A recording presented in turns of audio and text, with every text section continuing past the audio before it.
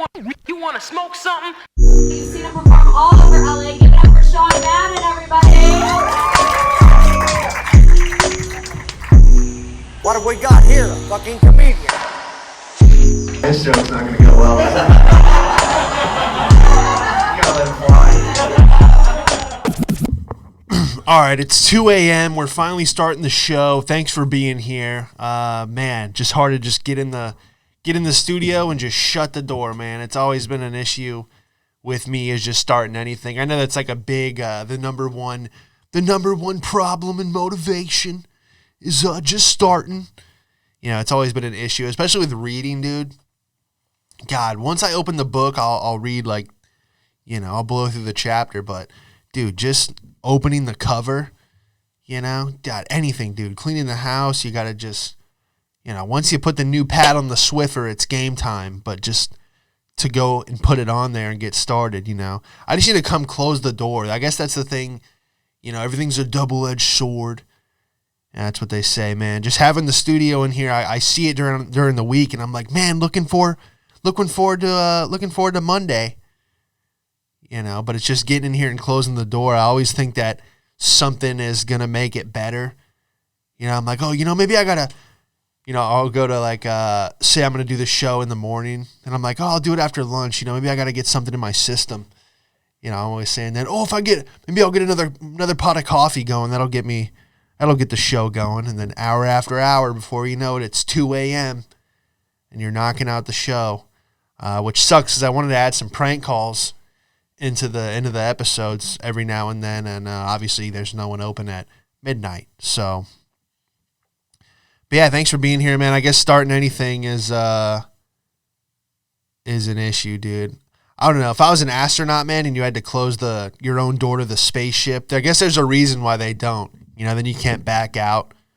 That's how I even got into stand-up, is I like almost trapped myself into the situation, because then I know there's no backing out. And that's just kind of, I guess that's a plus, that I know that about myself, and I know what I have to do, you know, essentially torture myself to, you know, go after whatever it is I'm trying to go after for that day or whatever. But yeah, man, finally starting the show, you know, just hit record and let's see what happens. But yeah, dude, imagine like if I was an astronaut and they're like T-9, 8, 7. They're like, hey, Sean, are you going to close the door? I'd be like, nah, I don't really want to go that bad. You know? All the three other guys are like, just shut the door, man. Let's get to space. Has anyone backed out of a rocket launch? They're like, 3, 2, like, no. You know, has anyone got up there and just regretted it instantly? You know, 'cause that would freak me out, dude. Is the minute that you see the toothpaste or whatever just float towards your toothbrush, you'd be like, oh shit, I am far away. Because no one's gonna help you. Like, that's what I always think is so funny in those movies. I mean, I guess it's happened in real life, but like, what was it, Apollo 13, where they're like up there, like, we're losing oxygen levels, and then Mission Control has to, you know, Mission Control is really just there to keep you calm. You know what I mean? Because the real reason they don't want you to crash, you know, any kind of, especially like space equipment, is because of how much money they've put into it. You know, you're flying the budget, basically. You know, like, what is Mission Control? Like, all those guys at Mission Control, they're just smoking cigarettes, watching the screen. You know, they're not checking the oxygen levels, dude. They're playing solitaire, eating bagels. You see the game last night, Frank? Like, dude, they're not monitoring your spacecraft. You're on your own, dude. Once you get, you know, what are they, 250,000 miles away, orbiting the dark side of the moon, what am I going to do? We're losing oxygen. They're like, yeah, I don't know if they told you this, but you're on the moon. Fuck do you want me to do? Send AAA? They're on the phone with them. Yeah, hang tight. We're going to send a tow truck. Fuck out of here. You're so screwed, dude. I would never go. You know? Yeah, I wonder if anyone's gone up there and they're just frozen in shock.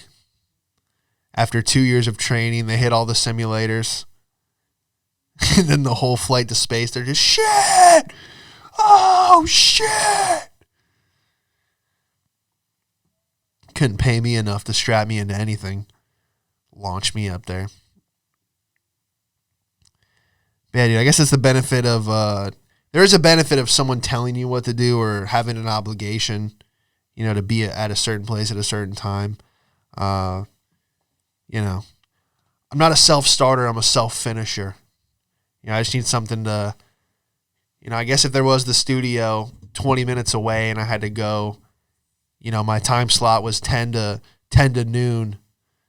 I had 2 hours to do the show and I paid money per episode, but that's just the thing, man. I'm grateful to have the studio here. It's just getting started. I struggle with, but we're getting better, man. That's all you can do is just identify the issue and figure out how to solve it whichever way possible. Yeah, this whole week I just feel like I plateaued, like things just aren't moving fast enough. I always fall into that mindset. I hate being in that space of just feeling like things aren't moving fast enough.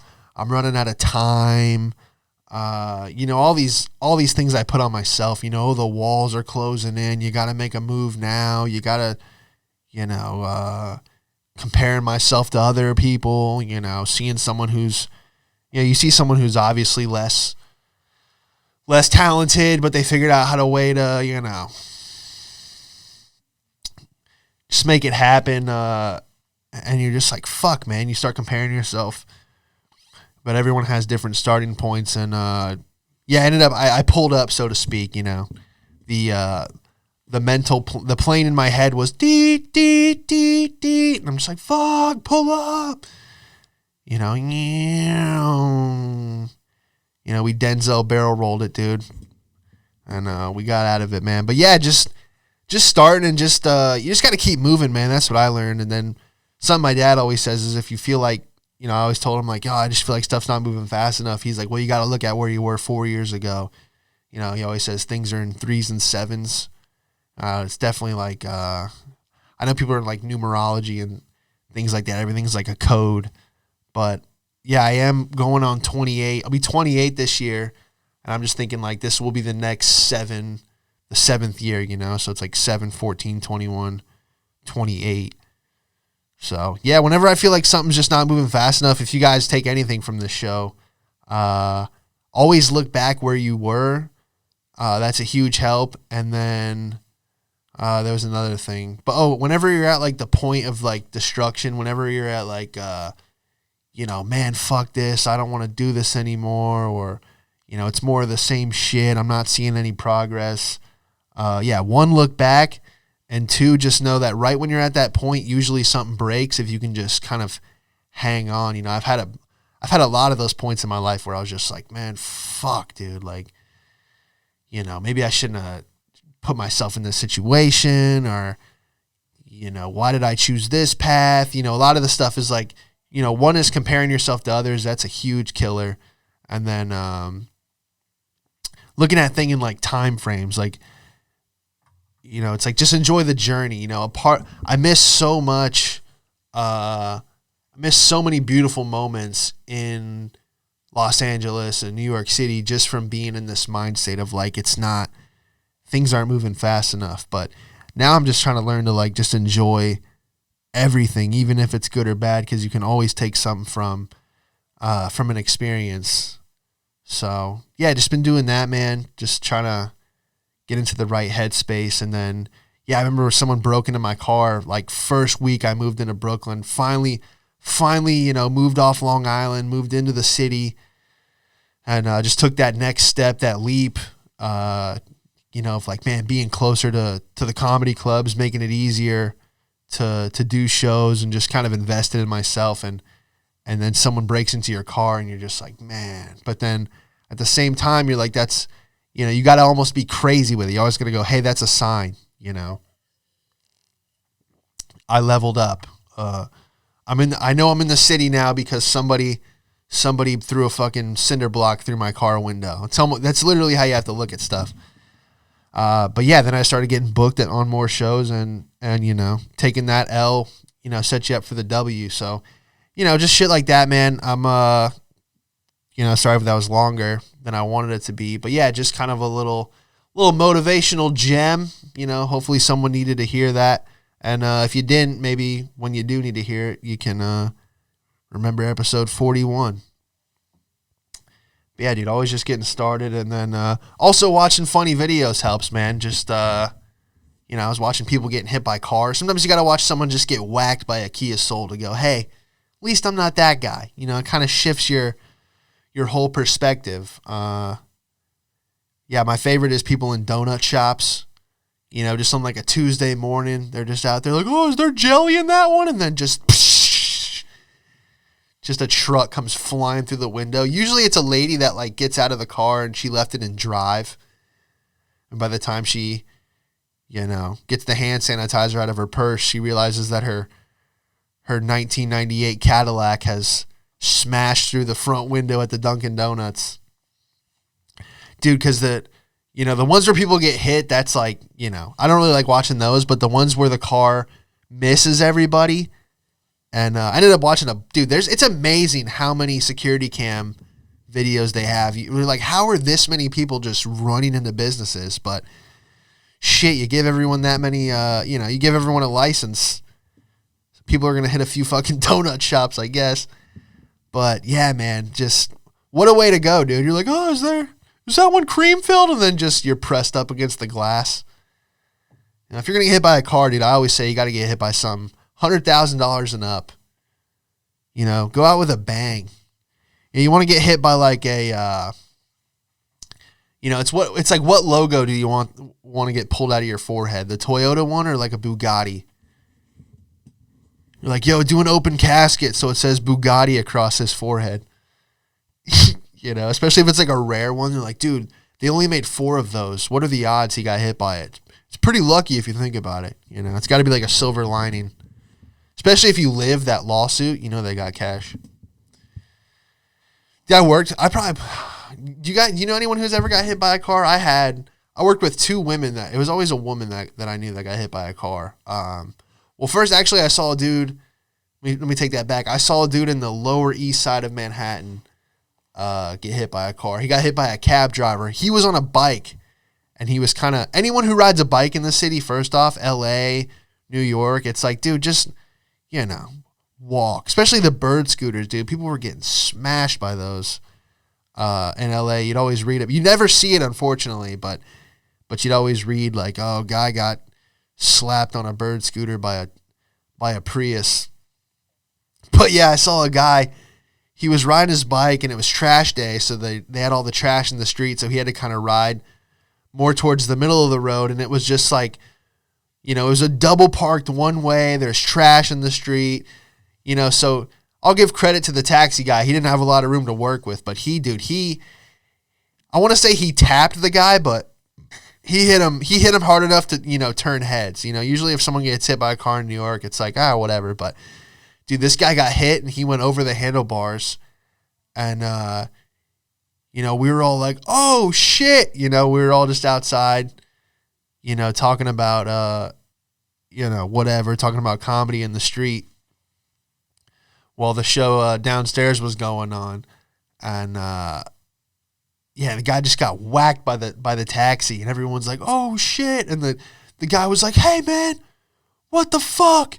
He starts screaming at the cab driver. The cab driver gets out and starts yelling at the guy on the bike, going like, how dare you run into my car? Once again, no one wants to ever take blame. He's like, get the fuck out of the way. He's like, move your bike, get on the sidewalk. And then the guy just drove off. And, of course the guy was like, get his license plate. So, he's yelling for help. No one's going to help you, dude.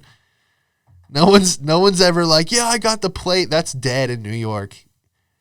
Everyone's like, what? I'm gonna, I'm gonna put down my $5 coffee to write down your license plate. He's like, no, my rent's too high. I'm gonna keep typing this blog and hope someone reads it. So that was one time, and then the other time, this lady Helen, She worked at ADT. This was back at ADT. They hire anyone with a pulse. Anyone who's like, hey, I'm breathing. They're like, hey, we'd love to have you on board. You seem like a good candidate. And Helen ended up getting backed over. She was. It was at like 11 p.m. when they would go to pick everybody up at the end of the day. They'd knock it. For those of you who don't know, if it's your first time listening, use a cell door to door. They just drop people off in a rental car, and then when they go to pick them up, this guy, Jose, he backed over Helen, like broke her leg. A week later, she shows up with a cast and the crutches, and she's like, I'm ready to work. And, the sales manager, Miguel, ended up making her like some kind of hero. Really, he just didn't want her to sue the company. He's like, that's leadership right there. He goes, everybody give it up for Helen. She's a superstar. She's coming off of an injury. Jose's sitting there like, holy shit, she's not suing. We caught on real quick. We're like, yeah, she's not really the top. I think she sold maybe 2 out of like the whole 4 years that she worked there. But yeah, dude, she gets backed over, shows up. She's like, give it up for Helen, everyone. Don't call a lawyer, Helen. You're a hero. Yeah, just so funny, man. I don't know. We were all like, dude, Helen, stay down. This is $1 billion company. Stay down. Get a neck brace. What are you doing? This is your blessing.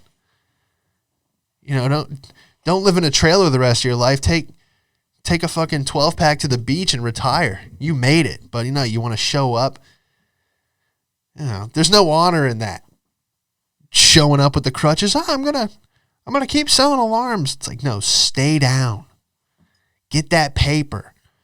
Worked with another lady. I think it was at Walmart. Yeah, she's in the break room saying how a cop sideswiped her at like a 45-degree angle and like dented her door and broke the mirror while he was on the way to a high-speed chase.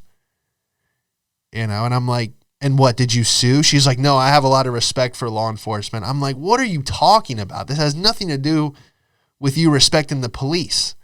All right, dude, my buddy in New York, a Brooklyn school bus took his rear view mirror off, or his side view mirror off the car, and he got like $4,200 from the school. And I'm like, bro, that's a come up. I would like try and park my, I would love for a school bus to hit the side of my car if I'm not in it, dude. Are you serious? Yeah, man. She's like, oh, yeah, I respect law enforcement. I'm like, what? Yeah, I respect them too. You know what my license plate would say on my Lamborghini? Blue Lives Matter.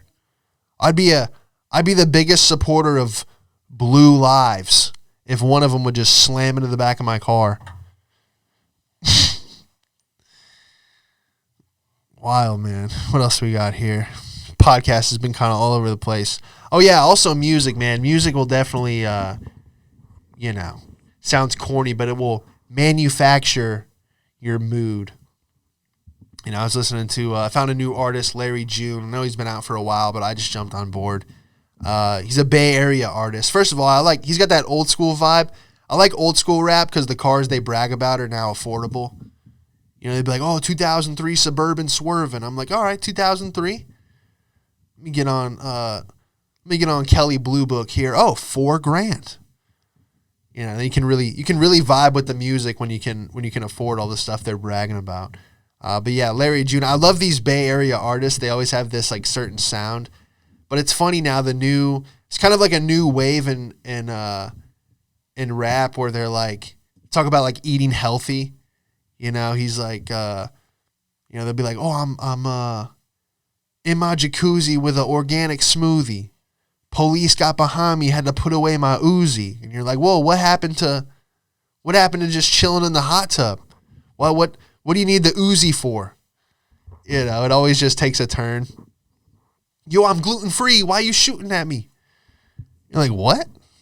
It's just like this new, they still got to be gangster, but they're also healthy. Cauliflower crust. Who fucking with us? Yeah, so I've just been listening to some, I always like finding new music, dude, because sometimes just that playlist gets old quick. But yeah, man, I lived in San Francisco for a little bit. I think that's where I left off last week on kind of the journey. Seeing Alcatraz is wild. It's just kind of like off. You see it from the Skyway, or not the Skyway Bridge. Why do I always say that? The Golden Gate Bridge. But yeah, it's funny because there's like a bunch of billionaires that would like love to build apartments on Alcatraz. It's probably like the best. Being locked up in Alcatraz, it was probably horrible, but at the same time, you have a city view and a bridge view, out here. If you got a good cell, you're like, oh, I'm in cell 3B. They're like, oh shit, you got a city view. Probably wouldn't. If you really changed your perspective, if you were locked up in Alcatraz, you're just standing in the yard, just smoking a cigarette, and you're just watching people stuck on the bridge going to work, trying to get to their day job. You're just like, hey, I'm glad, prison ain't that bad. At least I ain't got to go to work. You know what I'm saying? Plus, I'm going to break out anyway. That's not very far of a swim. I was captain of my swim team. Whatever. But yeah, man, the Bay Area rappers, dude, it's definitely got its own sound. It's kind of cool to hear. But yeah, I've been watching some stuff this week. I watched this spy show. It was about like all the gadgets. Forget what it was on, but they had like, this was everything from like the 60s, 70s, all the technology that they had. They were putting like microphones and shoes and all kinds, like it was all about like bugging stuff, putting microphones where they're not supposed to be so you can get intel. And dude, they had some wild stuff. They were talking about now how they have like drones that are like insects. And I'm just, of course, right after I watched this, I'm smoking a joint on the back patio. I'm 4 floors up, and there's just these bumblebees now. They're just circling. They're bouncing into the window. They're running into the screen. And I'm just thinking, who's on the other end of this, driving the bug into the screen? I'm just thinking these are all drones. You can't do that to me. I can't watch something, and then, of course, immediately after I watch it, there's these bumblebees out of nowhere. I'm just sitting there high out of my mind going, there's probably someone on the other end watching that. They're like, all right, Sean Madden said a lot of wild shit during the lockdown. We're going to go check on him. They go, how big is this podcast? They go, not that big. They go, okay, we'll send the bee drones to monitor him. They're just buzzing by. I'm like, hi, FBI. Yeah. That's how sophisticated they are, dude. And that's also, they, a drone probably wouldn't be that, like let's just monitor him on the bug drone. The higher level criminal you are, the more of a budget they find to come after you. They're like, how many guys did he kill?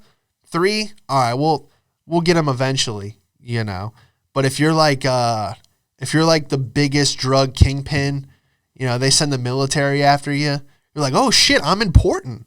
Wow, they launched the new drones after me. Wow, I feel special, dude. That's another thing. If you're like a high level criminal, you must love when they send like, some crazy shit after you. Whoa, robot dogs. I must be, Well, I didn't know we were in robot dog level criminals. And what else was I watching? They had the the hell is that? It's like a buzzer noise went off. They're listening. I was watching this thing on they had like the samurai. I think it was on Netflix. But yeah, it was just showing how like basically just flexing how good the samurai warrior was. And they were showing like the evolution of like weaponry and how funny it is. They were like, oh, they were getting their ass kicked until someone brought something from Portugal, and then it was like a big ass arrow launcher. Forget what it was called, but it was like, they were shooting arrows, but then someone showed up and they were like, oh shit, someone showed up with the new briefcase, and then they found muskets. So, then they shoot the musket, but then they can't reload fast enough, so then they got to use the sword. So it's like the evolution of combat. And they were talking about like transportation, and then I thought, dude, it's so funny. They had like some of the chariots had like gold rims, and I'm like, oh man, the car guy has to have been around forever. You know, like someone pulled up in a new Chariot. They're like, oh, shit. My man got the 12 BC. That's not even out yet. You know, I'm over here rocking the 11 BC, but he pulled up in the 12 BC with the gold wheels. You know, everything was like accented with like turquoise. They'd put like rubies in it. You know, what if they had like Pimp My Chariot? You know, please, MTV, pimp my Chariot. Yeah, way back in the day, they always had that voice on that show, Pimp My Ride. Please, MTV. It was like I know I'm getting hooked up, but I'm also desperate because I start my Honda with a screwdriver. Please, MTV, pimp my ride. You know, but I'm like, dude, the car guy, the customization had to have been around forever. You know, like the wagon. Like once the wagon had the curtains, they figured out how to put curtains in that. The Rolls Royce still had curtains. You know, nothing's really changed. You know, except for having a stereo in the car. I guess back when you had the wagon, you had actually, if you wanted music in your wagon, you actually had to have a guy in there with you playing. You know, he's playing the harp, the bling, ba bling, ba bling. You know, however harps sound. Maybe I'll add a sound effect. But yeah, you got some guy in there playing a harp whenever you needed live music. And then I guess to shut the radio off, you just kicked him out of the wagon. He rode on top. But yeah, once you got the stereo, you could free up some space. You're like, hey, we got music here. No need to have you in here. But yeah, dude, that DNA just must have been around forever. And now it's just evolved to like, you know, I'm going to change the exhaust. But back then it was all about like adding horses, you know, because they were saying the first Chariot had one horse.